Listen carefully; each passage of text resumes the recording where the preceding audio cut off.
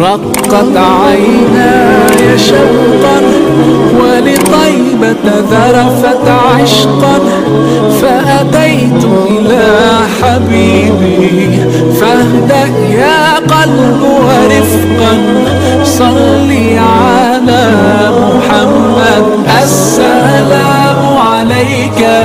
میری تیری کیا نماز ہے؟ نمازیں تو ان لوگوں نے پڑھی کبھی تو نے سوچا نہیں. تو پنکھے کے نیچے نماز نہیں پڑھتا، قرآن کی تلاوت نہیں کرتا، تو مصلی پہ کھڑا ہو کر نماز نہیں پڑھتا، تو دری کے اوپر کھڑا ہو کر نماز نہیں پڑھتا، تو اب چاروں طرف دیکھ کر کے سوچ کر نماز نہیں پڑھتا، تو اللہ سے ڈر کے نماز نہیں پڑھتا. تو نے کبھی سوچا نہیں سیدہ زینب رضی اللہ تعالیٰ عنہا نے حسین کی ہمشیرہ، حسین کی بہن فاطمہ الزہرا رضی اللہ تعالیٰ عنہا کی بیٹی سیدہ زینب نے چاروں طرف لاشوں کا ڈھیر دیکھتے ہوئے 70 آدمیوں کے سر نہیں، ہاتھ نہیں، پیر نہیں، بڑے بڑے کڑیل جوان پڑے ہیں. کسی طرف قاسم ابن حسن کی لاش ہے، کہیں غازی عباس کی لاش ہے، کہیں علی اکبر کی لاش ہے، کہیں علی اصغر معصوم کی لاش ہے. خیمے کے چاروں طرف لاشوں کی ڈھیر ہے، پر سیدہ زینب نے کھڑی ہو کر نماز کی نیت باندھ لی.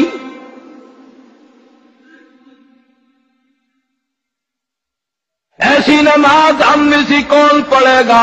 قرآن پہ عمل ان لوگوں نے کیا. فرمایا استعینوا بالصبر والصلاۃ.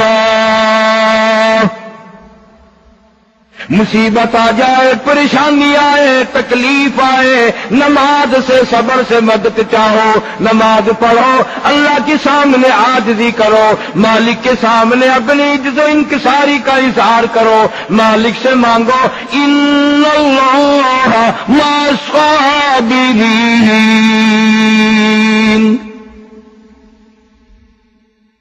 لفظ صبر تو تم نے بھی یاد کر رکھا ہے. اور آدمی صبر صبر صبر صبر کرتا ہے، پر صبر کرنا کون جانے؟ کسے معلوم صبر کسے کہتے ہیں؟ کون جانے صبر کا کیا مقام ہے؟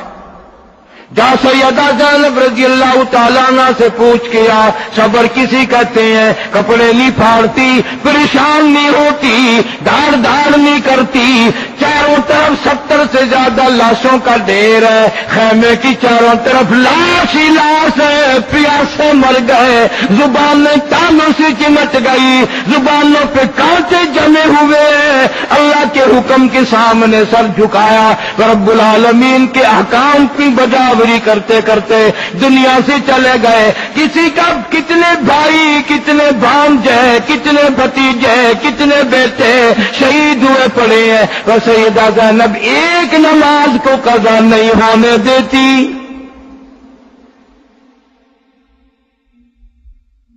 برابر کھڑی ہو کر سکون سے نماز ادا کرتی ہے.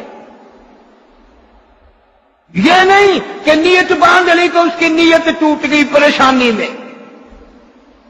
بار بار پڑھتی ہے ان اللہ مع الصابرین.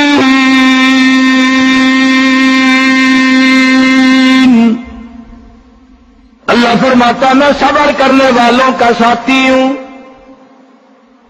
ہمیں تھوڑی سی تکلیف آئے، صبر کا کوئی کرنا نہیں جانتا، ضبط کرنا کوئی نہیں جانتا، طریقہ ہی معلوم نہیں.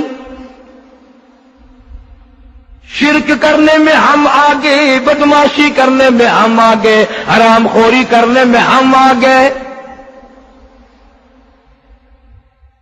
پورے ملک میں تم ایک افسر بھی نہیں بتا سکتے کہ جس نے رمضان شریف میں رشوت سے گریز کیا ہو، بلکہ جب عید قریب آتی ہے تو اور زیادہ لمبے ہو جاتے ہیں. آخری عشرے میں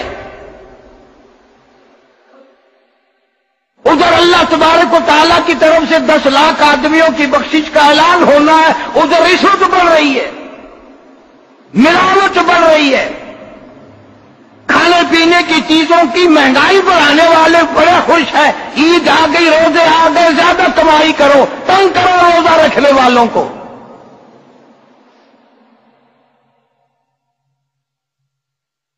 کون کہتا ہے یہ رمضان کا احترام ہے، روزوں کا یہ احترام ہے؟ یہ احترام ہے.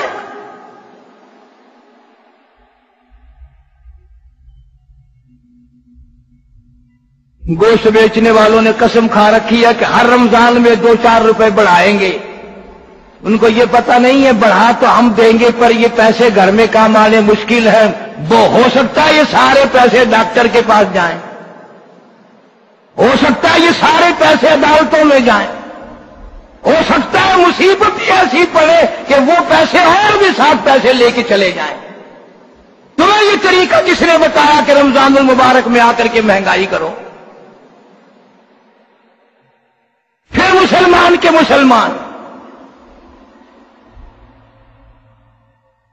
اور ایسے ایسے حادثے تمہارے سامنے آ گئے, کئی ہزار آدمی اور جنی کیمپ کے حادثے میں منٹوں میں اڑ گیا. کتنے ہزار مر گئے, کتنے ہزار سینکڑوں پاگل ہو گئے, ہاتھ پاؤں نہیں ہے. پر تم ڈاکے مارنے والے باز نہیں آئے. ڈاکوؤں کب باز آؤ گے؟ تمہارا سارا ملک مر جائے پر تم باز نہیں آؤ گے. ساری مخلوق برباد ہو جائے کوئی توبہ نہیں کرے گا.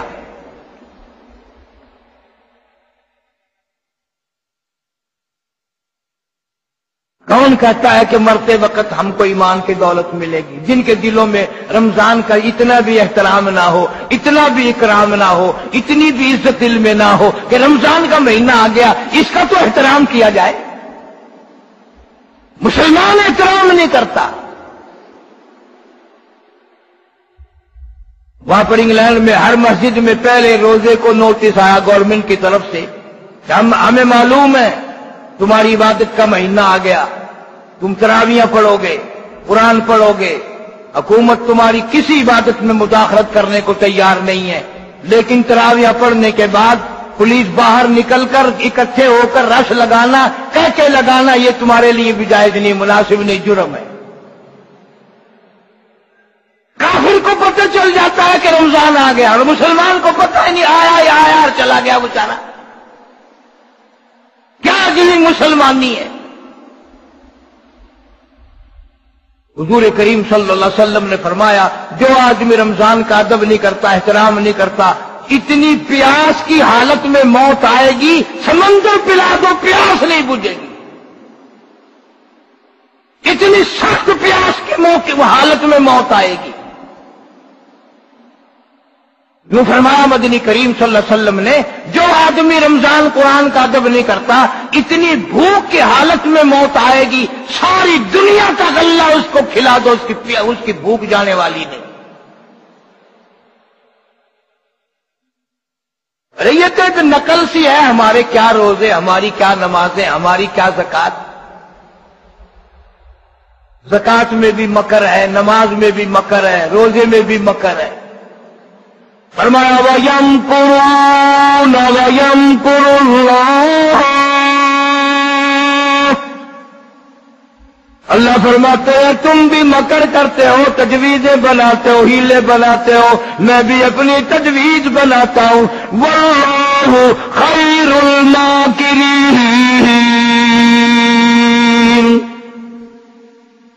اللہ فرماتے ہیں میری تجویز کامیاب ہے, میرا پروگرام کامیاب ہے. تم کتنی بھی ترکیبیں بناؤ, کتنی تجویزیں بناؤ, کتنے منصوبے بناؤ, میں خدا تمہارا کوئی منصوبہ کامیاب نہیں ہونے دوں گا. اس لیے واللہ خیر الماکرین.